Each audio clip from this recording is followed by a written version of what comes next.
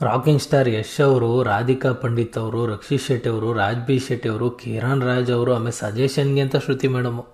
ಸದ್ಯ ರಜನಿಕಾಂತ್ ಅಮಿತಾಬ್ ಬಚ್ಚನ್ ಅವ್ರು ಕೇಳಿಲ್ಲ. ಅಲ್ಲ, ಏನಾರ ಆಸೆ ಇದ್ರೆ ಹೇಳಿ ಈಡೇರಿಸ್ಕೊಡ್ತೀವಿ ಅಂತ ಬಿಗ್ ಬಾಸ್ ಅವ್ರು ಅಂದರೆ, ಇವರು ಅದು ಯಾವುದೋ ಫಿಲಮಲ್ಲಿ ಜಗ್ಗೇಶ್ ಸರ್ ಹೇಳ್ತಾರಲ್ಲ, ನಂಬರ್ 1 ನಂಗೆ ವಿಧಾನಸೌಧ ಬೇಕು, ನಂಬರ್ 2 ನಂಗೆ ಮೈಸೂರು ಪ್ಯಾಲೇಸ್ ಬೇಕು, ನಮ್ಗೆ ತಾಜ್ ಮಹಲ್ ಬೇಕು ಅಂತಾರಲ್ಲ, ಹಂಗಾಯ್ತು ಸಂಗೀತ ಅವರ ಕತೆ. ಸೊ ಏನೋ ಆಸೆಗಳು ಹೇಳ್ಕೊಳಮ್ಮ, ಈಡೇರಿಸ್ತೀವಿ ಕೊನೆ ಮೂಮೆಂಟಲ್ಲಿ. ಸೊ ಜಾಲಿಯಾಗಿ ಹೋಗೋರಂತೆ ಅಂತ ಅಂದರೆ, ಇವ್ರು ನೀಟಾಗಿ ಫೈನಲ್ಲು ವೋಟಿಂಗಿಗೆ ಸ್ಕೆಚ್ ಹಾಕವ್ರೆ. ಇವ್ರನ್ನ ಒಳಗೆ ಕಳಿಸಿ, ಇವ್ರ ಕೈಗೊಂದು ಬೈಟ್ ಕೊಡಿಸಿ, ಇವ್ರಿಗೊಂದು ಫೋನ್ ಮಾಡಿಸಿ, ಬುದ್ಧಿವಂತಿಕೆನ ತೋರ್ಸೋಕ್ಕೋಗಿ ದಡ್ರಾಗೋದು ಇದೆ ಅಂತ ಅನಿಸುತ್ತೆ. ಹಾಗೆ ಮಿಕ್ದವ್ರ ಆಸೆಗಳನ್ನೂ ಕೇಳ್ತಾ ಹೋದೆ. ಅಪ್ಪ ಯಾರ್ಯಾರಿಗೆ ಏನೇನು ಆಸೆ ಇದೆಯಪ್ಪ.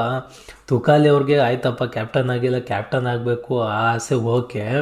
ಉಂಡೆ ಕೋಳಿ ತಿನ್ಬೇಕಂತೆ, ಉಂಡೆ ಕೋಳಿ. ಏನು ಗುರು ಇದು, ಬಿಗ್ ಬಾಸ್ ನಮ್ಮ ಮನೇಲಿ ಇದ್ದಿದ್ದಂಗೆ ಒಂದು ಉಂಡೆ ಕೋಳಿ ತಿನ್ನಬೇಕು. ವಿನಯ್ ಅವ್ರಿಗಂತೂ ಹೊರಗಡೆ ಏನಾಗ್ತಿದೆ, ಯಾವ ಥರ ಟ್ರೋಲ್ ನಡೀತದೆ, ಮಿಮ್ಸ್ ನಡೀತದೆ. ಆಮೇಲೆ ಪರದೆ ಹಾಕ್ಬೇಕಂತೆ, ಕೂಲ್ ಡ್ರಿಂಕ್ ಕೊಡಬೇಕಂತೆ. ಏನೇನ್ರಪ್ಪ ನಿಮ್ಮ ಆಸೆಗಳು. ವಿನಯ್ ಅವ್ರದ್ದು. ಆಮೇಲೆ ಹೊರ್ತವ್ರವ್ರಿಗೆ ಬಿಗ್ ಬಾಸ್ನೇ ನೋಡ್ಬೇಕಂತೆ. ಬಿಗ್ ಬಾಸ್ ಈ ವಾಯ್ಸ್ ಯಾರು ಮಾತಾಡ್ತಾರೆ ಅವ್ರನ್ನ ನೋಡಬೇಕು ನಾನು.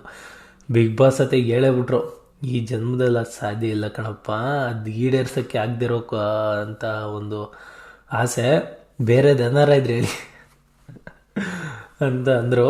ಮೋಸ್ಟ್ಲಿ ಅವರ ಹಳ್ಳಿಕಾರ ಓರೆಗಳನ್ನ ತರಿಸ್ತಾರೆ ಅಂತ ಅನಿಸುತ್ತೆ.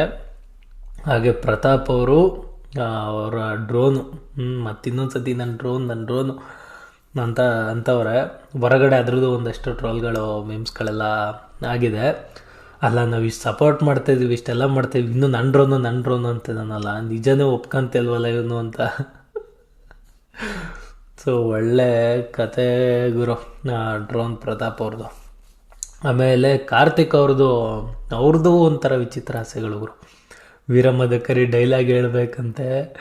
ಸೊ ಆ ಡ್ರೋಲ್ ಹೊಡೆಯೋದು ಓಕೆ. ಆಮೇಲೆ ಲಾಸ್ಟು ಅವರು ತಂಗಿ ಜೊತೆ ಮಾತಾಡಬೇಕು ಅಂದ್ರೆ ಅದು ಓಕೆ. ವೀರಮದಕರಿ ಡೈಲಾಗ್ ಹೇಳಬೇಕು ನಾನು. ಒಳ್ಳೆಯ ಆಸೆಗಳು ಗುರು.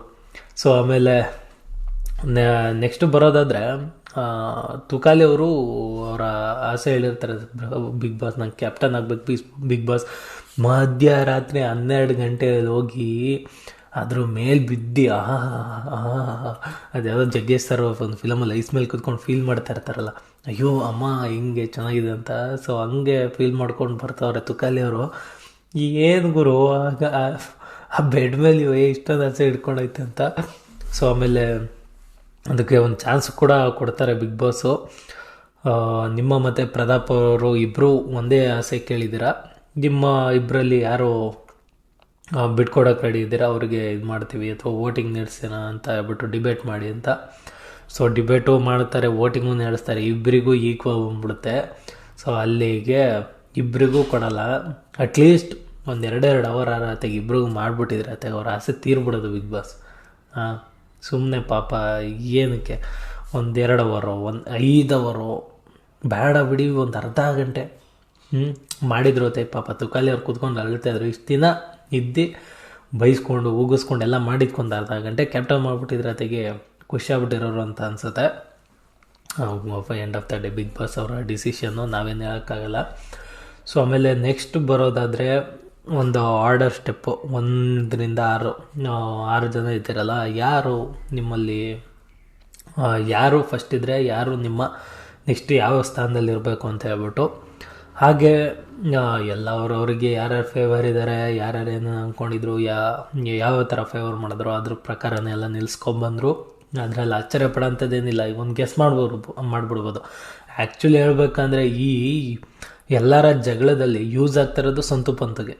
ತುಕಾಲಿ ಅವರು ಹೊರ್ತರೋರು ಅವ್ರು ನೋಡಿ 5-6ಗೆ ಹೋಗಲೇ ಇಲ್ಲ ಆಯಿತಾ. ಇನ್ನೂ ಸಂತವರು ಒಂದರಲ್ಲಿ ಹೋದರು ಆಯಿತಾ, ಮಿಕ್ಕಿದ ಎಲ್ಲರೂ 5-6 ಹಂಗೆ ಆಟಾಡ್ಕೊಂಬಂದ್ರು. ಅವ್ರ ಮಧ್ಯೆ ಜಗಳದಲ್ಲಿ.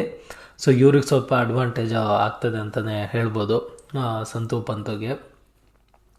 ನೋಡುವ ಆಯಿತಾ, ಬೆಳವಣಿಗೆ ಏನಾಗುತ್ತೆ ಅಂತ ಹೇಳ್ಬಿಟ್ಟು. ಆಯ್ಕೆ ಇವತ್ತಿನ ಎಪಿಸೋಡು ಕೂಡ ಭಯಂಕರವಾಗಿದೆ. ಸೊ ಹೋಪ್ ನಿಮ್ಮೆಲ್ಲರಿಗೂ ಈ ವಿಡಿಯೋ ಇಷ್ಟ ಆಗಿದೆ ಅಂತ ಅಂದ್ಕೊತೀನಿ. ವಿಡಿಯೋ ಇಷ್ಟ ಆಗಿದ್ರೆ ಚಾನಲ್ನ ಸಬ್ಸ್ಕ್ರೈಬ್ ಮಾಡ್ಕೊಳ್ಳಿ, ವಿಡಿಯೋಗೆ ಲೈಕ್ ಮಾಡಿಲ್ಲ ಡಿಸ್ಲೈಕ್ ಆದರೂ ಮಾಡಿ, ಏನಾದರೂ ಒಂದು ಮಾಡಿ ಹಾಗೆ ಹೋಗ್ಬಿಡಿ ಅಂತ ಹೇಳಕ್ಕೆ ಇಷ್ಟಪಡ್ತಾ ಥ್ಯಾಂಕ್ಸ್ ಫಾರ್ ವಾಚಿಂಗ್.